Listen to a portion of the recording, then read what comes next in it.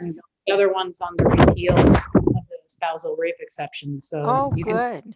if you're a member, you're eligible I to can vote. join quickly if it's not Quickly, if too late. yeah. No, it's Yeah, never if too late. I'm not, I could join quickly. Jenny, can you check her membership, or does somebody have I'll the ability? bring my credit card. It's in the other room. So when I'm done. I thought it was this one. It was one of them anyway. Maybe it wasn't. Is there I'll somebody grab my with the ability- credit card and. Okay, great. I have Thanks. to join. So we're still waiting a moment for one of our speakers, but I do just want to let everyone know that the meeting is recorded. So if you do not wish to be recorded, please mute yourself and turn off your video.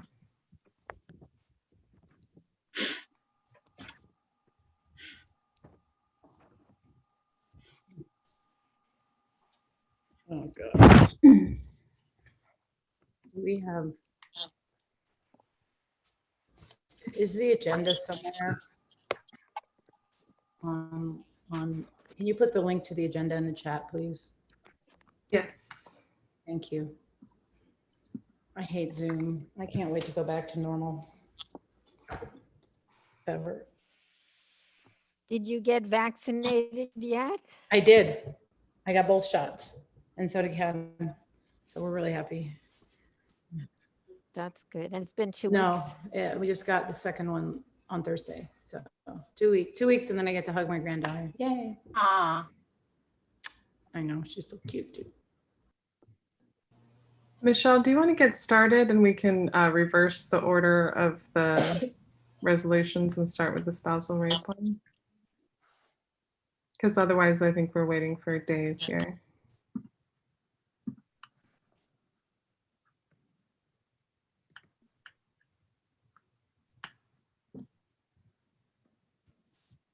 We can't hear you, Michelle. You're on mute. Yeah, that's why I asked for the agenda, which I'm going to print now. I really have trouble flipping back and forth between Zoom and not Zoom. So give me a second. But yes, I'm happy to start the spousal rape one.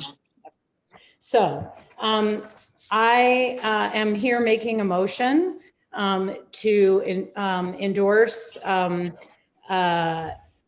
Assembly Bill 812, which is sponsored by Christina Garcia, Assemblymember Christina Garcia, and Assemblymember Evan Lowe. Not sponsored, sorry, authored.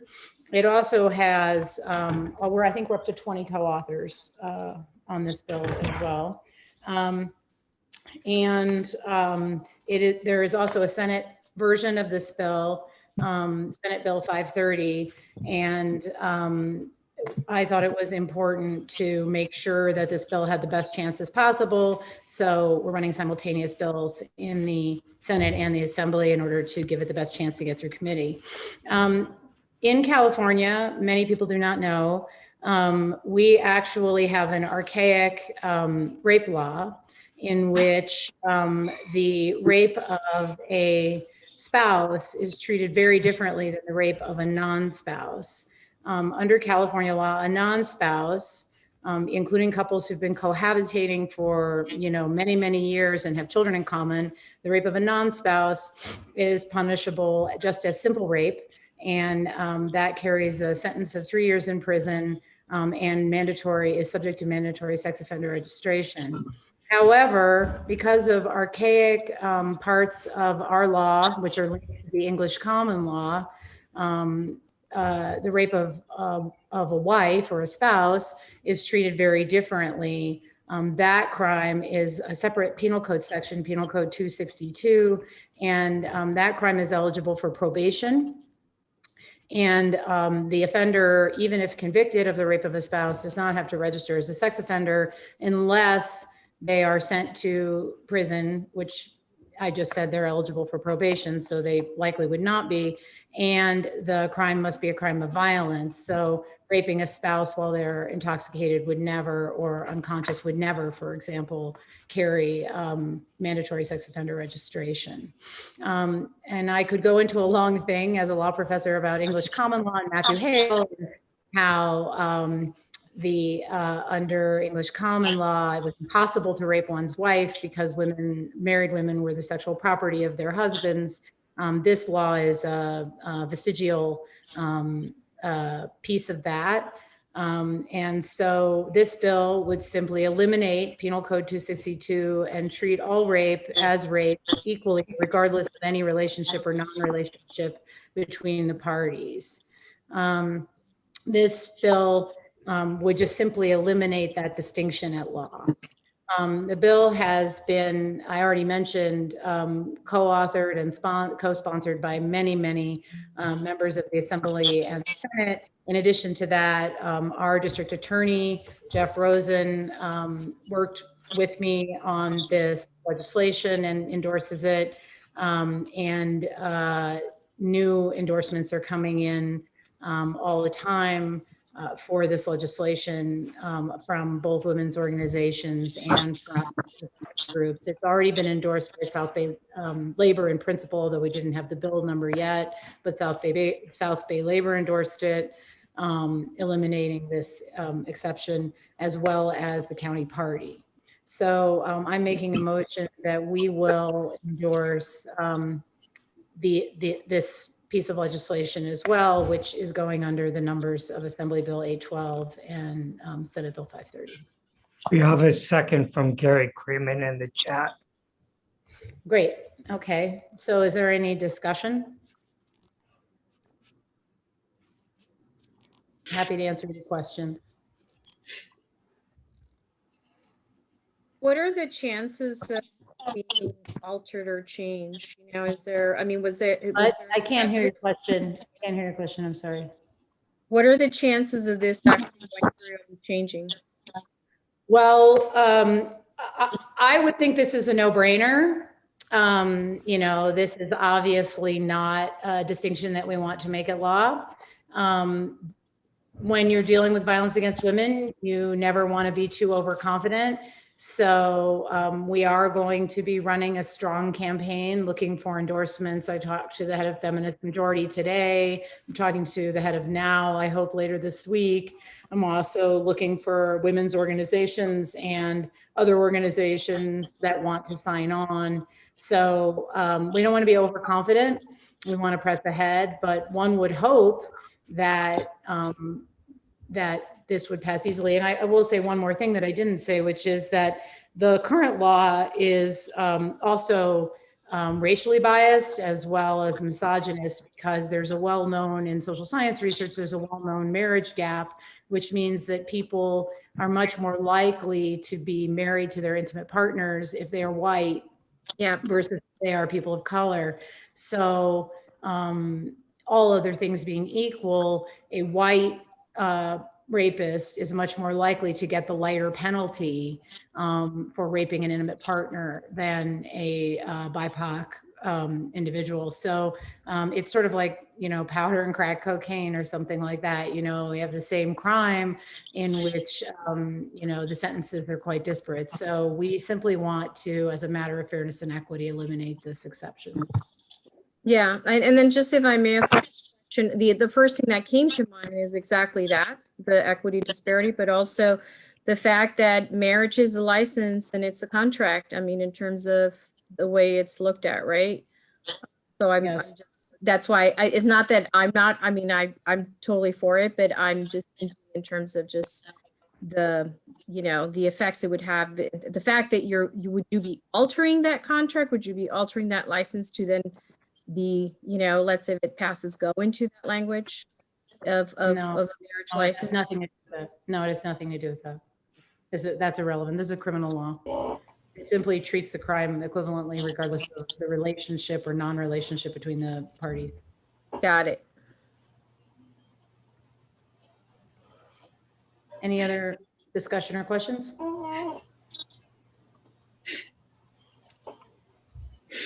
Jenny, do you want to call the vote?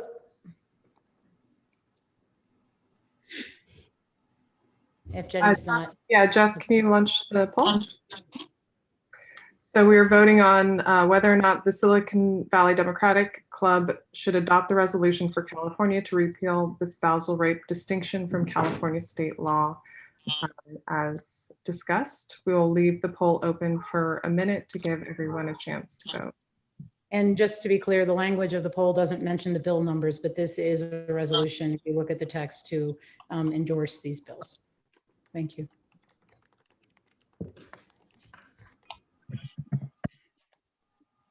The bill number wasn't available until after it just became available last call.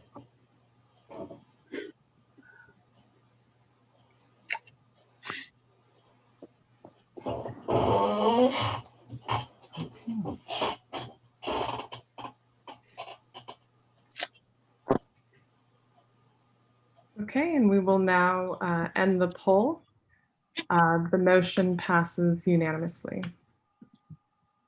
Thank you, everyone. And if anyone knows of any organizations that might like to endorse or support this bill, please reach out to me because I think it's very important. We're going to be having a press conference on March the 22nd to announce the bill, and it would be great to have as many endorsements and supporters lined up as possible.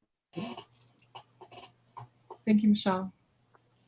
So next on the agenda, we have with us Senator Dave Cortese, representing California State Senate District 15, who's here to talk about SB 435, a bill to end online sexual abuse. Thank you. Thanks, Jenny. Thanks very much, everyone, for having me and for taking a hard look at these bills, supporting good legislation, and probably more importantly, supporting the underlying rights of women, protections for women, particularly. And I would say, you know, in the legislation that you're talking about, it's obviously not gender specific. You know, SB 435, which I'm going to talk about in just a moment, has to do with trafficking online, which is, you know, as I'll explain in a minute, sometimes kind of repeat trafficking after trafficking has already occurred. But I want to thank Michelle Dauber for her help. If she doesn't mind, I just want to give a 1-minute little backstory here. I had an idea to do Senate Bill 435 well before it had a number, well before it had language, well before it had much of anything except kind of an outline. And it was somewhat inspired by a New York Times column on the topic that was really focused primarily on the largest known vendor, I think, or exploiter, which is Pornhub, which basically charges folks to upload videos and pictures, and oftentimes without the permission of those who have been photographed. And oftentimes there are people who weren't necessarily trafficked at all, but a spouse or somebody like that who was manipulated, who doesn't know at all, or who maybe even was coerced, much like in the situation we see so often with crimes like prostitution, where the victim is really not the person, where the victim oftentimes is the one who gets arrested, even though they're being trafficked, perhaps drugged or whatever. So these are all situations that nowadays get uploaded onto online platforms with really absolutely no civil remedies whatsoever currently that we know of anywhere in the country. And the reason I said I wanted to thank Michelle, I thank all of you, especially all of you, those who just decided to support SB 530, which is an extremely important bill. But the backstory is, you know, I called Michelle, reached out to her, and I said, look, I'm an attorney, but this is a little outside my expertise, to say the least. But we've worked together on issues involving sexual assault victims. You know, what do you think about this? It seems important to me that we do something about this. And secondly, you know, how do we turn it into law? You know, it's just really, I'll put a period, full stop there. The conversation went well beyond that. But at some point during the conversation, she said, I'll help you with this, but you need to take a look at spousal rape. And it wasn't a deal, so we don't operate like that. But it was, you know what? If you say I need to do that, I need to do that. We'll do that. But please take a look at this first and see if I'm on the right track or not. So Michelle and I and some other folks put a lot of effort into creating what is probably one of the best well-written pieces of legislation ever to be submitted to legislative council before they had to write anything. I mean, it was already basically literally written word for word so that it was airtight before it got to them. And it took a lot of effort to get them to understand what we're doing. And hopefully I can explain to all of you very quickly here in less time than it took to explain it to California's Legislative Council, because at first they thought what we wanted to do, or what I wanted to do, was to legislate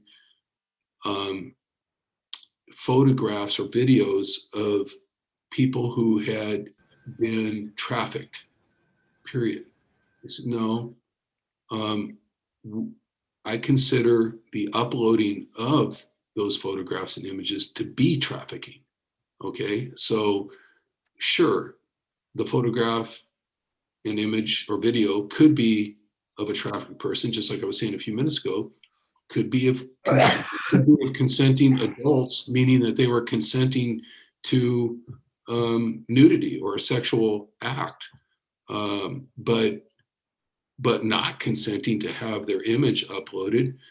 And then, we've seen the bullying version of this, of course, with youth, right?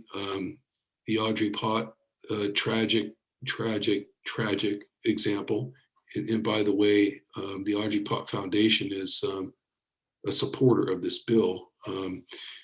But I hope you're getting the picture. The idea is, the way I like to try to explain this is think of trafficking on a continuum, that, there are things that happen in a home, or in a setting of prostitution, perhaps, or in a setting of two consensual adults, or in a situation involving minors, but in a place, right? In the real world, in 3 dimensions. Someone takes video or a photograph of that and moves it onto a platform and shares it with tens of thousands, maybe millions of people. That is a separate act of trafficking, right? Irrespective of what that picture or photograph was intended to be originally, you now have a trafficked image, unless each and every one of the parties agreed to do that with consent, right? And so we know through good journalistic reporting and other statistics that literally thousands and thousands and thousands of the images that are shared under the guise of pornography are not consensual pornography. And the bill is not intended to go after pornography. That's the second point I want to make. That was something our legal counsel said right away. You know how many times people have tried to go after porn? I mean, First Amendment, what's wrong with nudity? I said, I have no problem with nudity. This is not a porn bill either. This is about what happens if somebody, without consent, or worse, through manipulation, coercion, subterfuge, whatever, through a bad act, takes that and moves it. So that's probably the 3rd time I said that. So we're catching the movement is what we're doing. And in today's world, of course, movement online is instantaneous. It gets to people fast. The trauma that it does, especially if a minor's involved, is extraordinary, and it's extremely hard to stop. Extremely hard to stop. So this bill says, among other things, that any purveyor of material, it says videos or photographs, I want to be clear about that, and not just on online platforms, but through any technological republication that is put on notice that that video or that photograph was done not non-consensually or moved onto that platform non-consensually, has 48 hours to take it down. And if they don't take it down, the civil damages for that are $100,000 for every hour that it stays up. And if it's a minor, $200,000. So the idea is to create a civil penalty that, number one, is a tremendous deterrent that lets, corporate online platforms know that they absolutely have to have a system in place that says immediately upon notice they take these videos and photographs down. But we would hope, especially with that kind of risk of financial liability, also encourages them and others, not just the corporate entities, to do more work on the front end to make sure that they're not republishing or participating in that kind of behavior in the first place. So, Michelle, I don't know how I did. I know I left a lot out, and I probably threw a couple things in I wasn't supposed to throw in. I'm kind of joking, half joking about that. It's certainly not a laughing matter by any account, but it is really kind of what's happened in the information age here with technology and with technological platforms the way they are.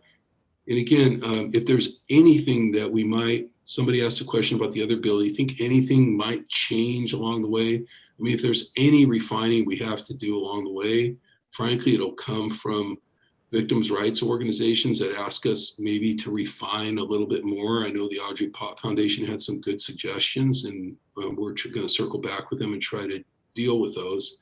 And then the issue of notice, everybody knows the bill has a provision that says, organizations like Pornhub have to actually put instructions as to how to put them on notice, right on their website. So there's no question about that. Certainly no question about when the clock starts if somebody notifies them, right? We know we'll have to perhaps do a little bit of refinement about, well, what happens if the notice goes to, an individual or, the household next door because the guy next door is doing it based on a video that he took from his house or something.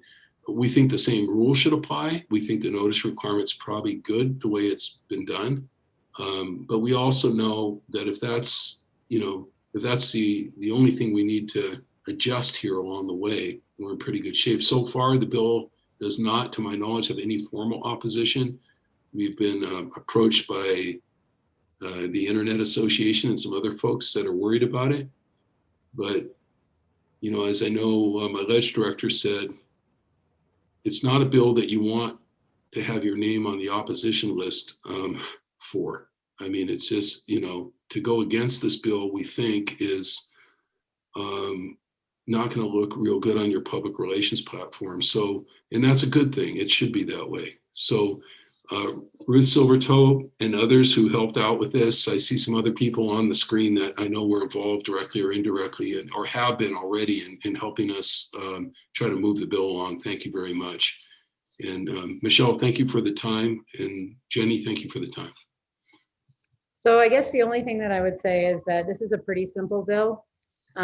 It gives victims control of either images, photos or videos taken of them when they were under 18 or that were taken through trickery, fraud, force, coercion. And it gives victims the opportunity, which they do not currently have, to try to control the circulation of those photos and videos. So Currently, victims don't have control. So if you're happy with the images of yourself, naked or sexual, in circulation, you don't have to object, and this bill will have no impact on you. This isn't, a criminal statute.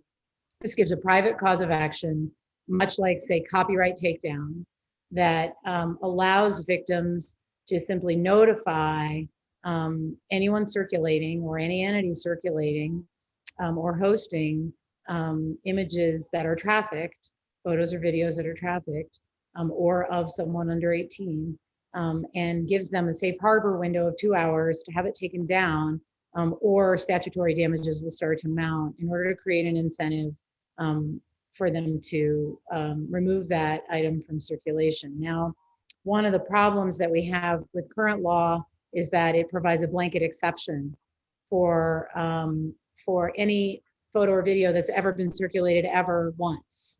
Under current law, a person over 18, even if they were being trafficked, raped, assaulted, tricked, defrauded, coerced into creating that explicit image, if it's ever been changed hands one time, that is, if a ex-boyfriend has ever texted it to his best friend, that's it. The victim loses their ability to ever object to it, even if it's on Pornhub being seen by millions of people. The person who is, or entity that's republishing it, I was shocked when I read this in the law. The person or entity that's republishing it is free of all liability. So this fills a very important gap in the law because of that exception. Mrs. Pott told us how desperate her daughter felt before she took her own life, in knowing that it was going to be very difficult to get the photos and videos of herself out of circulation. And we're trying to put the victim and their family into the driver's seat. And that's what I think this bill will do. And so I hope you will, fellow Democrats, endorse this bill today. And I'm making a motion to endorse it. I second that. Michelle, before the voting, someone asked, it's global, it's the companies aren't headquartered here in California or something to that effect.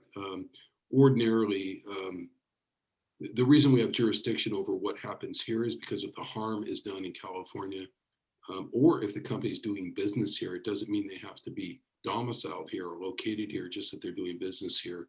Then we have jurisdiction, or that somebody has standing to bring a lawsuit under these new provisions. So that's a short answer to that. Correct. Any other questions or discussion on the motion? The motion's been made and seconded. Is there any further discussion?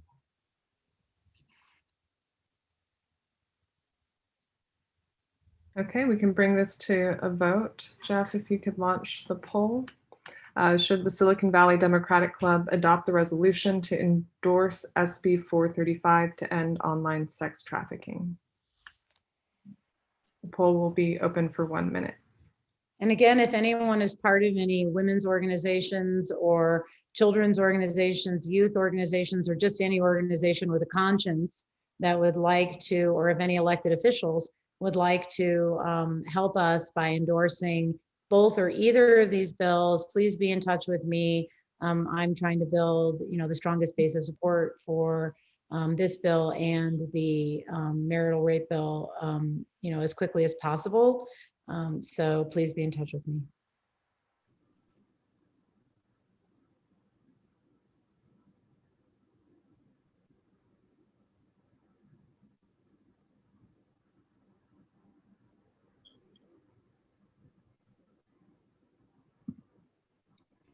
Thank you, everyone who voted. The poll is now closed and the motion passed unanimously.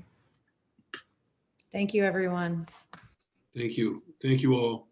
And just, if there's a moral to the story, hopefully the bills become signed into law, but it's that the good ideas for appropriate legislation come from the community. And this is really legislation that came from just people thinking about what needs to be done right here in Santa Clara County and elevating it to a statewide basis. So if you have thoughts about future legislation, make sure to let us know.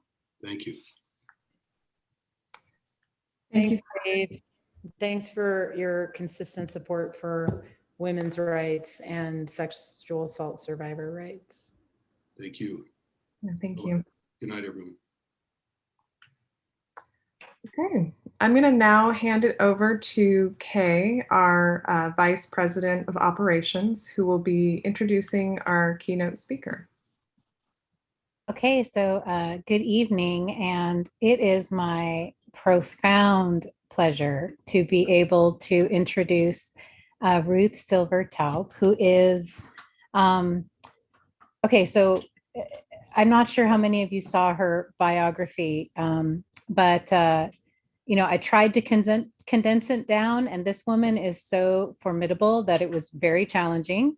So just some of the amazing work that she's doing.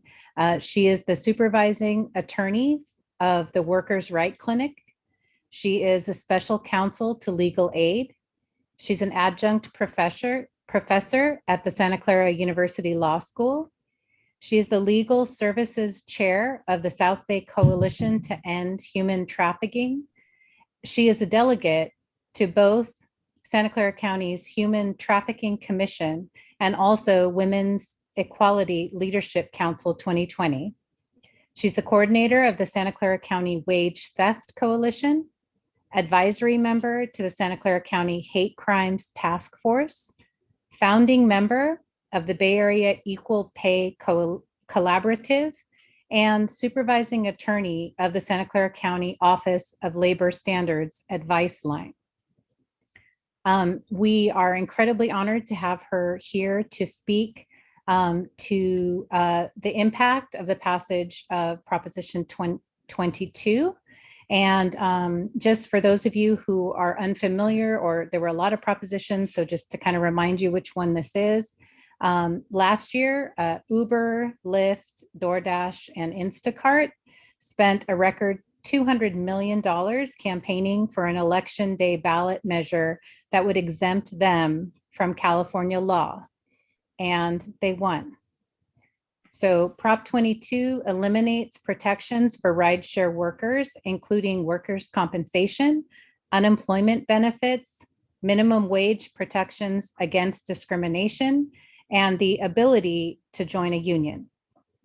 Prop 22 also insulates itself from future reform efforts by preempting local laws and requiring that any modifications pass the legislature with a 7/8 supermajority. So in order to be able to change it, we need this 7/8 supermajority. Ms. Silver Taube's presentation will explore the immediate impact of Prop 22 in the rideshare industry, the ripple effect of Prop 22 in related fields, options that unions are exploring in response to Prop 22, the probability of Prop 22 clones in other states, the split among Democrats on this issue, and what the Biden administration can do to blunt the effect of Prop 22. So it is, again, my profound pleasure to introduce and welcome Ms. Ruth Silver Taube.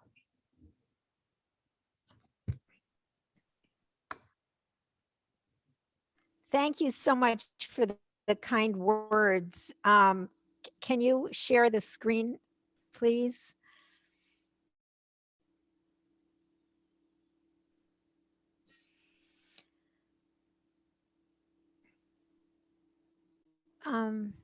Oh, thank you. Okay. I and many others were devastated by the passage of Prop 22. Next slide, please. So you've already heard this, but I'll just quickly go through it. It was a $200 million campaign, and no Social Security, unemployment, workers' comp, minimum wage. You can't organize a union. It preempts, in other words, local laws. In other words, local laws have no force and effect at all. And it requires a 7/8 supermajority to make any changes. And I debated in another Democratic club, one of the officers in the club and he actually supported Prop 22, but he didn't know that it required a 7/8 supermajority. And when he found out, he changed his view and was against Prop 22.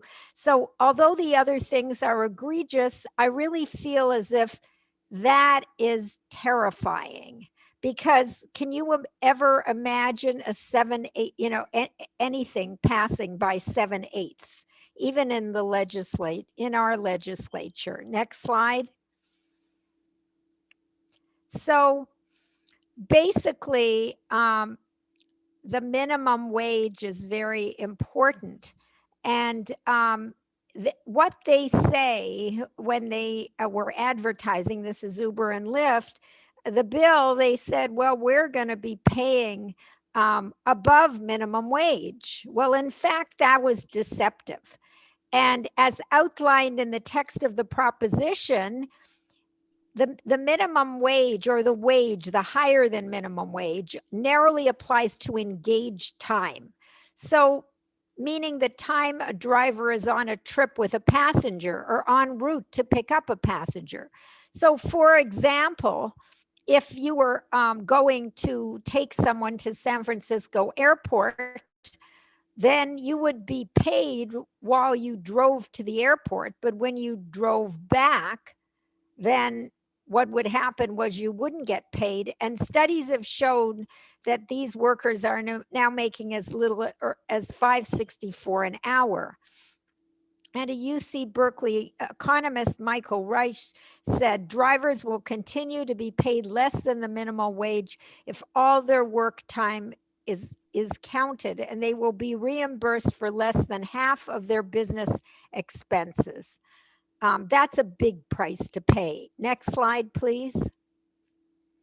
So the language in the measure erodes the power of local governments to secure additional worker protections, such as targeted minimum wage protection for ride-hailing drivers, as been done in cities such as New York and Seattle. So it's really heartbreaking that we can't have anyone in Sacramento propose any law to improve the lot of rideshare drivers.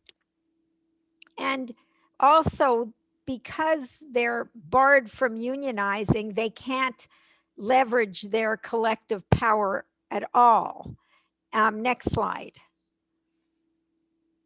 So we had hoped that California would lead the way, but we're not the only ones. In New York City, where the city council implemented a minimum wage requirement in 2018, officials there in New York hoped that AB 5 would be a country-leading effort that paved the path for more protections for workers. And a New York City councilman, Brad Lander, said, unfortunately, Prop 22 means that's not happening anymore. So it's had a ripple effect already in a different sense. I'm going to talk about the ripple effect with other companies, but I'm also now talking about the ripple effect in other states, which is really sad, because we had all hoped that there could be legislation that would maybe nibble around the edges, give minimum wage, give some sort of health protections and other protections. But this bill was very cleverly crafted to foreclose any of those options. Next slide, please. So I want to tell you about what New York and Seattle have done. You heard about New York, but the Seattle City Council approved minimum pay, and they modeled it after New York. And the ride-hailing companies must pay a sum roughly equivalent to the city's $16 an hour minimum wage if a business has over 500 employees. And that just came into effect in January. But even more, they stipulate the company must hand over all tips to drivers that tips cannot count towards the minimum and that companies must provide protective equipment like masks to drivers or reimburse them for their costs. Because now that they're independent contractors, they have to provide everything themselves. In California, for employees, tips belong to the employee. You have to receive minimum wage. If you're an employee, you get to keep the tips. Next slide. So we can't enact any law that's similar to Seattle. And this is more of what Seattle's enacted. A fair share measure was approved that included, and this is so great, a tax on Uber and Lyft of 51 cents a ride, part of which has helped fund a streetcar project downtown. And we here are in desperate need of more public transportation and provide support for drivers, including help with appeals if they're removed from either platform. So normally, you know, they have no recourse.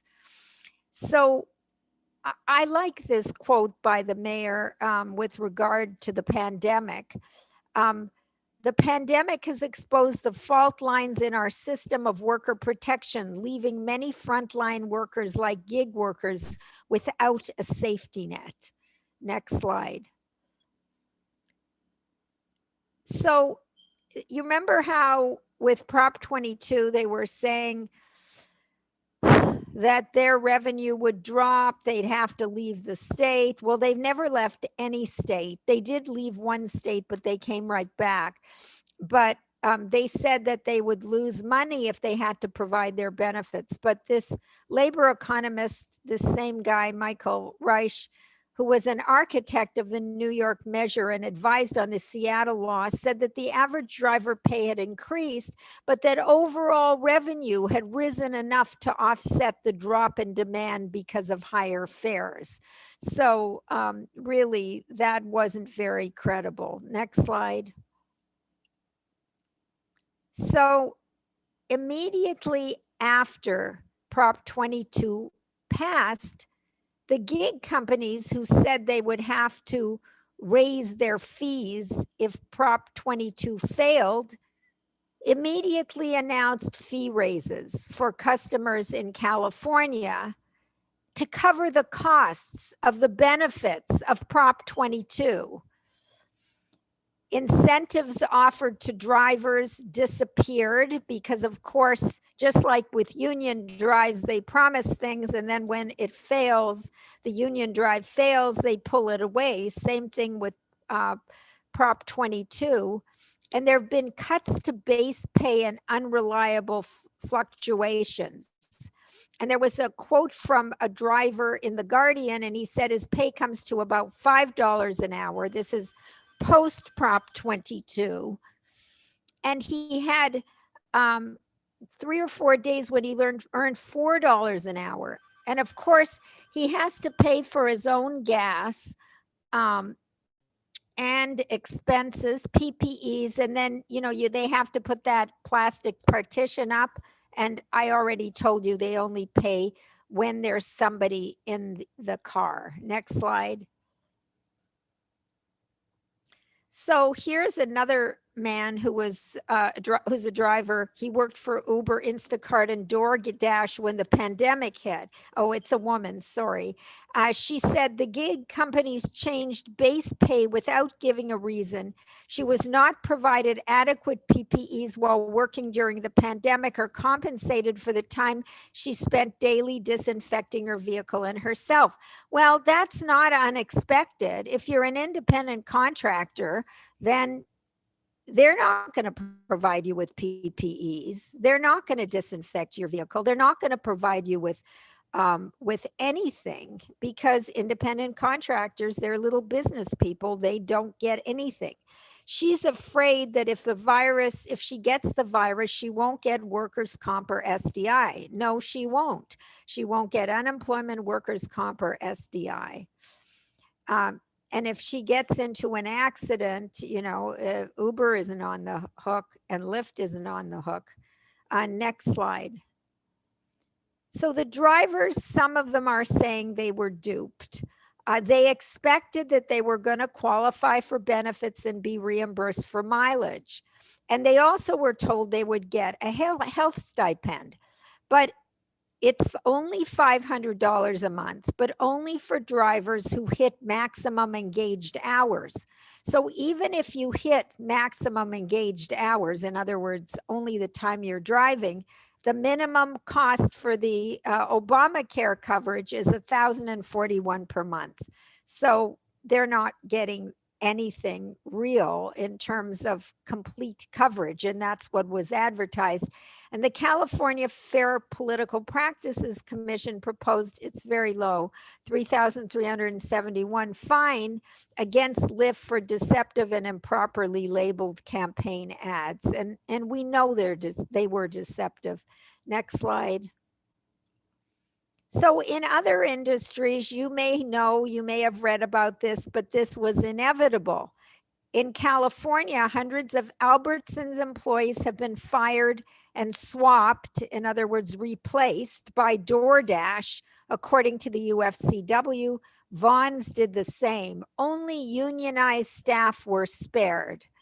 And this is happening in multiple states. I hadn't heard of this Jive Corp, but they send contractors to grocery stores to stock the shelves in place of employees, and they're also trying to get an exemption from AB 5 and to fall under the ride share. Next.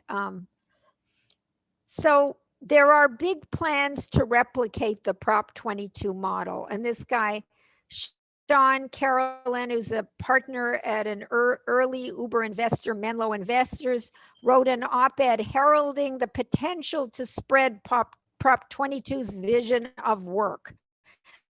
Quote, from agriculture to zookeeping, including nursing, executive assisting, tutoring, programming, restaurant work, and design. The Coalition for Workforce Innovation is a very powerful lobbying group, and it seeks to enable wider use of contract labor.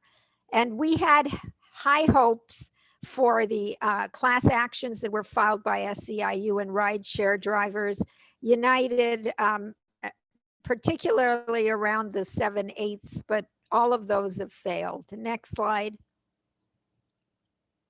So is Prop 22 the future of work? Lyft President John Zimmer told the Washington Post that the measure's planning was a turning point for the future of work in America.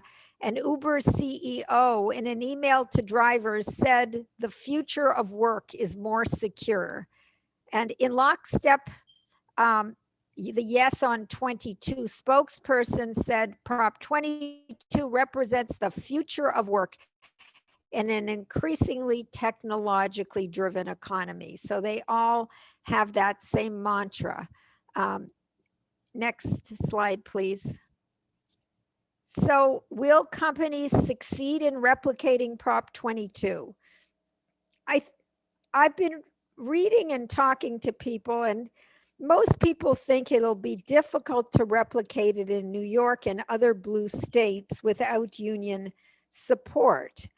And one good thing is, no, I like this comment by Brian. I'm more worried about the future of workers. Yes, I am too. They call it the future of work, but it is the future of workers. It's worrisome. So there's no ballot referendum option in New York. Yay. So we can't have a ballot Prop 22. And the New York Supreme Court upheld rulings by the Unemployment Insurance Appeals Board declaring drivers to be employees. Now, the Unemployment Appeals Board was upheld, and there were all sorts of Labor Commission rulings that went up through the courts in California that said they were employees over and over. But then, of course, we had Prop 22. The other thing, and I don't know whether this is just undeserved optimism, but I like it. The fact that they spent $200 million on Prop 22 has made it somewhat toxic, and it's becoming clear that its promised benefits were illusory. So I like that. I hope it's true. Next slide. So this is really important, I think, that the pandemic has underscored the need for employee status for gig workers. And over, commentators have said that these software-powered gig workers, that the software-powered gig work is just a smokescreen for worker misclassification. And it allows companies to profit from labor without adhering to the rules or paying into the support system, like unemployment, workers' comp, that protect traditional employees. And to me, that's so important, because I am very worried about wage theft. And to me, misclassification, that's like the paradigm of wage theft. And so that's really what it is. They're misclassified. They're clearly employees. It's also underscored the dire need for gig workers and the fact that they even had to set up this PUA. I think, you know, pandemic unemployment assistance that allowed gig workers to get unemployment meant that there's really a problem here. But what's so galling about it is that normally employers have to pay, you know, out of each paycheck, they pay, well, at each paycheck, the employer has to pay unemployment, workers' comp. They pay into the reserve account. But now the taxpayers, we all have to pay for PUA. But there was a dire need. They knew that they needed to enact that. And so why shouldn't gig workers be part of the regular unemployment system? Next slide. Okay, so this is a quote that I really liked from the Economic Policy Institute. What's happened with unemployment has exposed the myth of the unique digital platform for gig workers. You can dress it up, you can put it on a phone, and you can make it an app and make it pretty and make it seem like it's something else. But at the end of the day, it's misclassification, and we need to tighten those standards in the Department of Labor and crack down on it. Sort of if it walks like a duck, etc. Next slide. So unions and Prop 22.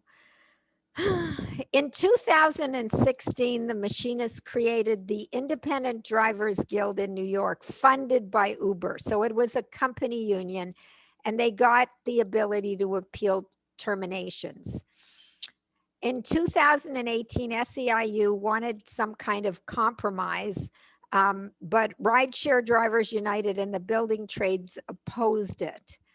So SEIU is supporting sectoral bargaining to set common standards across industries. I actually like sectoral bargaining if there's safeguards, and in certain industries, like for example, care homes or franchised fast foods, you know, they're not probably going to be unionized because they're sort of atomized. And the idea of being able to bargain across the sector for wages, hours, and working conditions makes sense. But most people think that for Uber and Lyft, where they are clearly employees, that this third way is just going to erode their rights, and that they're really just 2 or 3 companies. It's not a bunch of little 6 beds, you know, owned by different people. So I don't think sectoral bargaining is bad, but it's what you give up. And as a matter of fact, there's a petition going around. I can send it to you. It's basically being signed by a bunch of academics, anyone connected with a law school. But it says, look, if you're going to have sectoral bargaining, we need AB5. We need safeguards. We need union type protections. And I think that that's important. But so far, the unions have they've been sitting down and talking to Uber and Lyft. But they haven't been able to negotiate anything. Oh, great, Michelle. I would love it if you'd sign it. Next slide. So the Teamsters tried to work out a deal to organize Uber and Lyft over the years. And so far, they haven't made much progress on that. You know, I hope that their spines continue to be stiff when it comes to the fact that they lost under Prop 22. And SEIU is now saying they're not going to go out themselves. They're going to and negotiate. They'll do whatever the drivers think. Now, New York AFL-CIO has been talking to Uber, and the building trades is now saying they'll do whatever the Teamsters want. So I'm hoping that they do the right thing by the workers, and they don't, you know, end up making sort of a bargain that ends up hurting workers, because I really think once you start eroding, unless you really get some safeguards, it's going to be dangerous. And I did want to say that sectoral bargaining occurs in Europe, and it works, but they have really strong unions there. And a larger portion of the country is unionized in the EU countries. So we have to make sure there's definitely safeguards. Next slide. So Democrats, this is another one, and the gig workers. So on the plus side, Labor Secretary Marty Walsh, he was head of the Building Trades Council in Massachusetts. And in the wage theft work I've done, construction unions, they pretty much know that misclassification is a sham and it constitutes wage theft. So hopefully he feels the same way. Biden and Harris did say they opposed Prop 22, and Biden was pretty strong. He said misclassification of gig workers as independent contractors deprives workers of legally mandated benefits and protection. Next slide. However, Biden's administration is staffed heavily with former luminaries of Uber, Lyft, and others. He just named Seth Harris, Deputy Assistant to the President for Labor and Economic Matters. He co-authored a paper that was the intellectual framework of Prop 22. And I think you all know that Tony West, who's Kamala Harris's brother-in-law, is Uber's chief legal officer and a public face of its opposition to AB 5. Next slide. It doesn't end there. Anthony Fox, Obama's transportation secretary and Lyft's chief policy officer, has called for expanding Prop 22 nationally. Valerie Jarrett sits on Lyft's board. David Plouffe did work as a senior VP of policy and strategy at Uber, but he doesn't work there anymore. Next slide. So to me, federal preemption is the best bet. And what that means is that if the federal government, if the Congress enacts a law, it can what's called occupy the field. In other words, it says, this is the law. There shall be no local laws. We are preempting. We are occupying that entire field. It nullifies any state laws. And this could happen. This is the best bet, I think, for getting pay benefits and safety net programs to employees. And I'm hoping that they do that. The PRO Act, we all know that one, protecting the right to organize, is a federal law, and it would amend the National Labor Relations Act to apply the ABC test. So gig workers would be classified as employees who could organize unions. It also, this is not on the topic, but it does end right to work for less laws. I call it for less. I think others do too. And it redefines joint employers. And that issue is the one that comes up with McDonald's, even though McDonald's corporate does control the franchises and the workers who work for the franchisees. Under Trump, they said they're not joint employers. There was some case law, and hopefully we'll get that. The other thing too, I was reading just before this presentation, is that it is possible that the NLRB, in August, anyone who sees me on Facebook, I love it when I see something hopeful for workers and I post, but it's going to be around the end of July, beginning of August, that the Democrats are going to control the NLRB. It's going to be another year. I used to work at the EOC, and it's going to be another year and a half or so for them, but at least for the NLRB. And hopefully, we'll get some reversals of some of these horrible rulings too. Next slide. So just in case, I know most of you probably know this inside out and backwards, but if the PRO Act passes, AB 5 will be the law, and that's ABC test. So under that, a worker is considered an employee and not an independent contractor unless the hiring entity satisfies all three of these. And I'm going to give you Uber and Lyft's argument after I go through this to see, and so you can see why the courts have rejected it. The first one is you're free from the control and direction of the hiring entity. The next one is you perform work that's outside the usual course of business. And the last is that you have your own business, basically, that's of the same nature as that involved in the work performed. So really, Uber and Lyft do exercise quite a bit of control. I mean, they have to. They can't let someone just go out in some car that's going to break down and their pay is set. But even if you could argue this one, you have to satisfy all three. They're clearly a rideshare company, and the rideshare drivers are doing the same work as Uber and Lyft. Now this is the ship that sinks almost every business that is trying to argue that their workers are independent contractors. So this is what Uber and Lyft say. They say we're an app, we're not a rideshare company. And the courts, I mean, I laughed too. And the courts have laughed, and the Labor Commission has laughed, and the Unemployment, Commission, everybody has laughed. But then, of course, we ended up with Prop 22.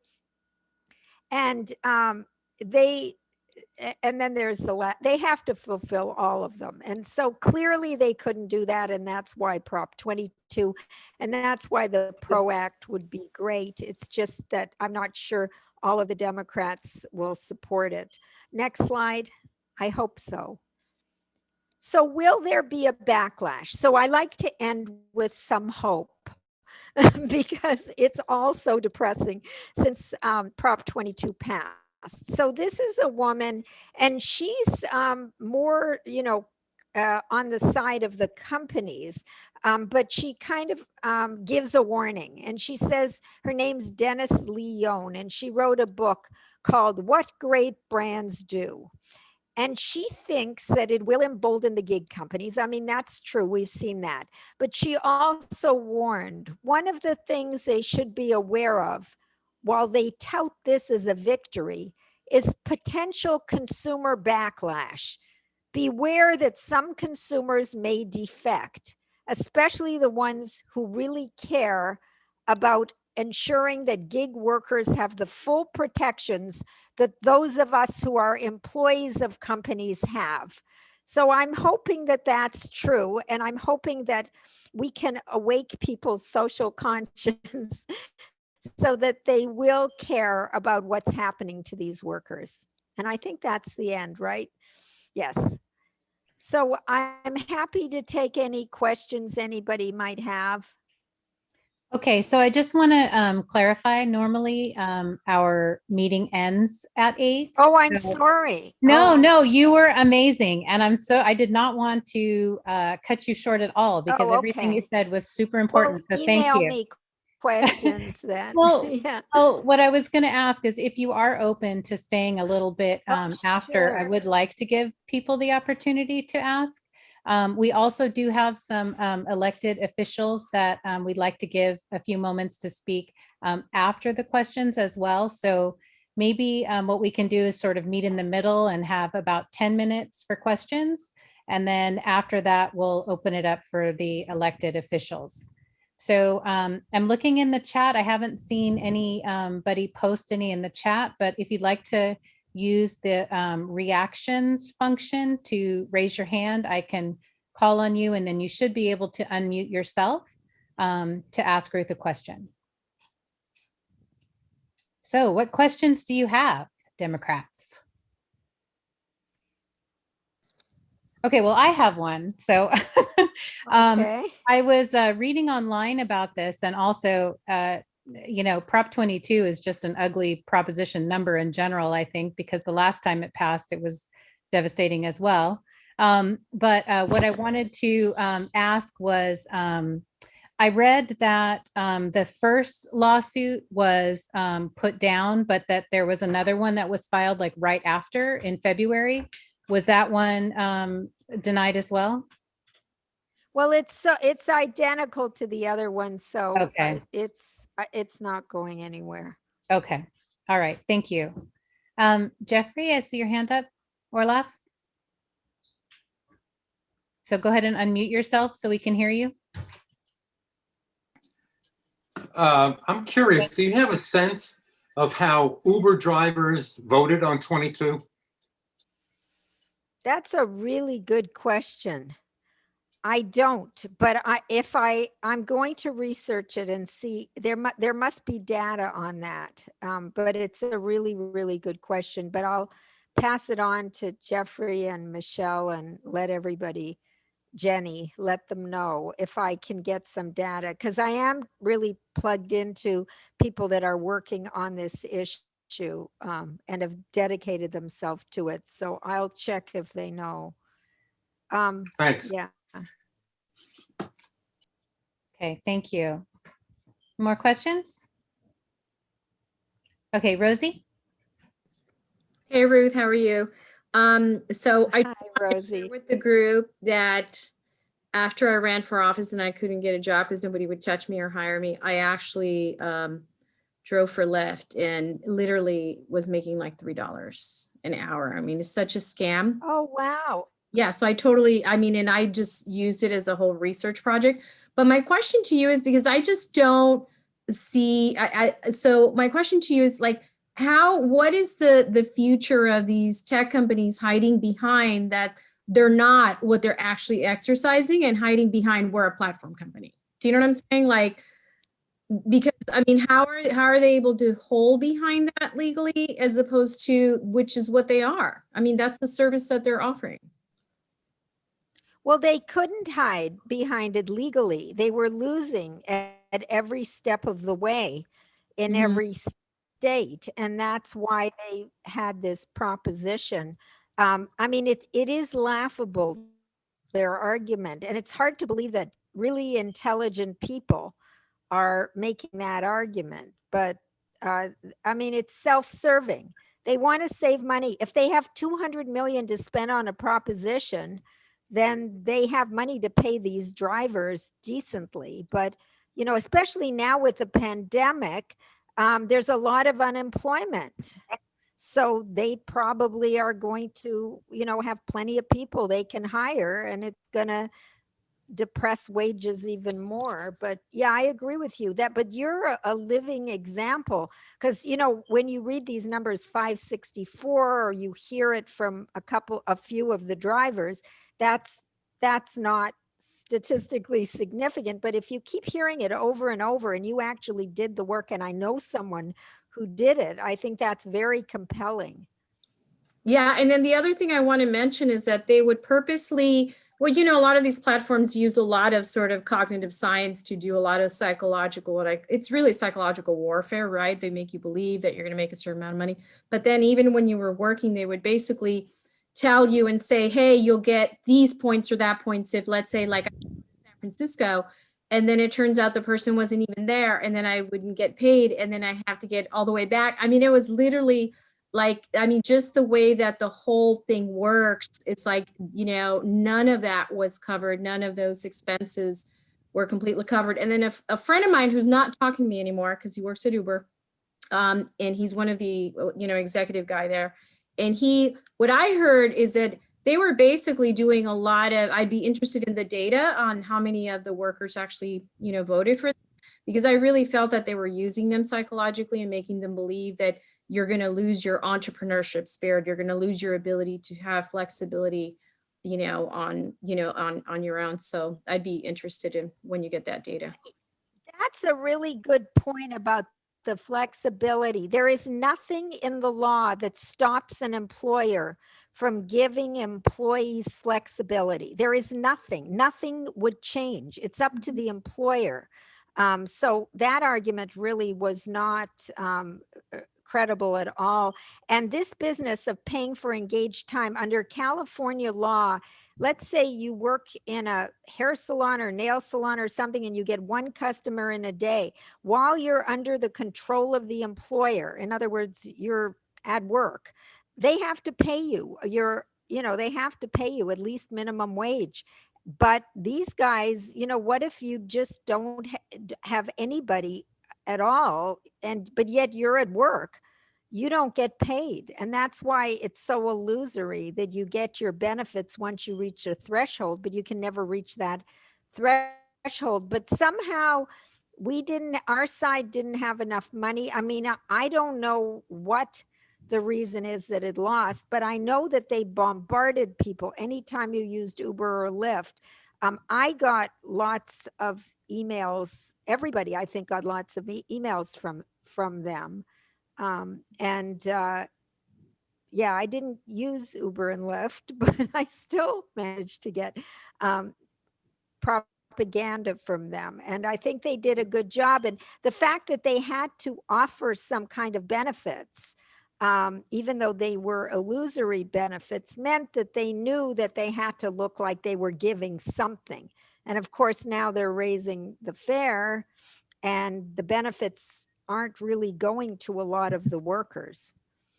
So we have about a minute left, and two really great questions that I want to go ahead and read to you, and then it looks like two elected officials to speak after. So if you can hang out just a little bit longer after Ruth has finished, that'd be awesome. If not, that's fine. We know we're going over. So it seems the thrust here, this is from Frank Lemon. The thrust here is that ride-sharing companies should be treated the same as legacy cab companies in terms of corporate governance and employee management.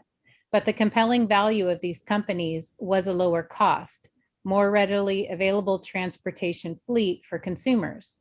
Is it possible to balance these two scenarios?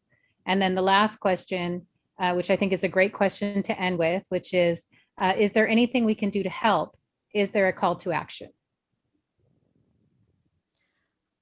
Okay. Yeah, I mean, I think we can balance them if the companies are willing to make a little less profit. I understand that Uber and Lyft are very affordable and they're also convenient. But they are making, they have enough money to put $200 million into this proposition. And my feeling is, and I've always believed this, that you shouldn't be in business if you can't treat your workers properly, if you can't pay the minimum wage. I feel like that with even any type of profession. And my view is if you can't give them health insurance, also you shouldn't be in business. So if they can't figure out a way, I agree there may be a little more convenience, but wouldn't you want to pay just a little more money to make sure that the workers are treated properly? I think so, because it helps the economy also if they're being paid decently, and especially during the pandemic. I mean, it doesn't make sense to me. And what we can do, I think we should watch out for federal legislation. And once it comes, we should do everything we can to support it. I'll stay in touch. I'll let you know if you don't see it yourself. And there will be a call to action at that point. Okay, great. Thank you so much, Ruth. We really, really appreciate your time, and the presentation was incredibly informative. Thank you. Thank you. Okay, so people are clapping. I don't know if you can see it from. Yay, Ruth. Thank Thanks. you. Well, clapping back at you. Thanks for inviting me. Thank you so much for your presentation and for everything you do. We're really, really grateful to you. Thank you. Thanks for all your club does. Okay, so we're going to go ahead and just open it up for elected officials to have, because we've gone so far over, and we actually do have more than just 2 people here who are elected officials. So I'm going to go ahead and call the ones I recognize, and then we're just going to give you, I'm sorry, but we're going to limit it to a minute this time, just because we, are so far over. But let's start with Claudia. Thank you. Thank you so much. My name is Claudia Rossi. I am president of the Santa Clara County Board of Education. I'm also a registered nurse working in South County. I want to just share with you that we are living through a light of the end of the tunnel moment. Everything that I do right now is to fight to get us back through this pandemic, back to the new normal. I have been working in South County. I am very proud to announce to you that I am running for Board of Supervisors District 1 as a registered nurse that has been devoted to working with our most underserved communities. I think that I bring a lens that is very, very badly needed on the County Board of Supervisors. Thank you. Thank you so much, Claudia. And as a member of District 1, I am super excited that you are running. Thank you. Thank you. Brian Wheatley. Good evening, everybody. Thank you very much.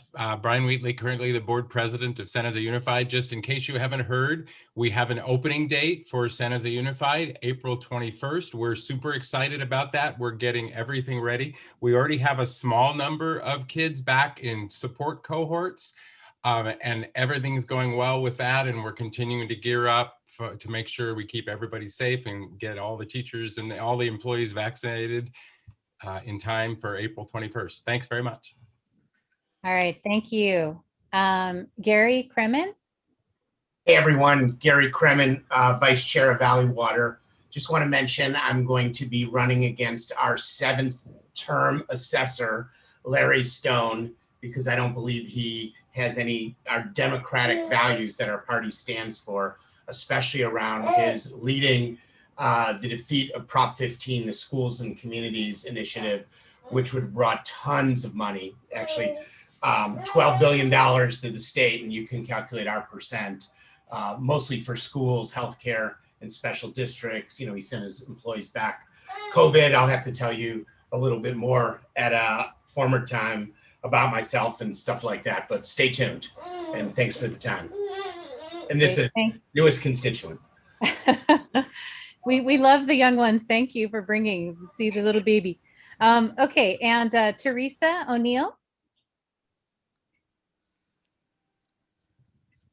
Thank you. I'm no longer, I'm a recovering politician, so I don't really have anything to share. Okay, all right, thank you. So anyone whose name I don't recognize but is an elected official, so I can recognize you next time. Okay.